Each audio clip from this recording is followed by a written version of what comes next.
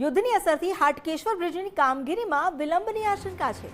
સળિયા કટિંગ માટે જરૂરી ગેસનો જથ્થો ખૂટી પડ્યો। બ્રિજ તોડવાની કામગીરી વચ્ચે એલપીજીની અછત સર્જાઈ।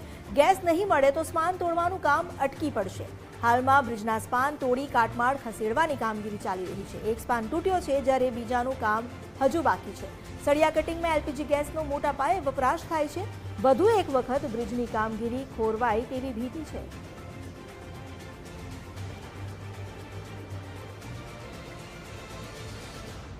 એક સ્પાન જે તોડી પાડવામાં આવ્યો છે, હવે બીજા સ્પાન માટે એલપીજી ગેસની અછત સર્જાઈ છે, જેને કારણે આ કામગીરી ખોરંભે ચડી છે। સળિયા કટિંગમાં એલપીજી ગેસનો મોટા પાયે વપરાશ કરવામાં આવે છે।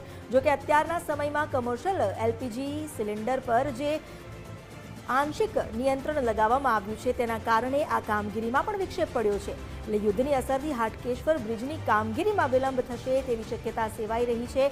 એક સ્પાન જેને તોડી પાડીને કાટમાળ હટાવવાની કામગીરી ચાલી રહી છે, જ્યારે બીજો સ્પાન તૂટવાનો બાકી છે।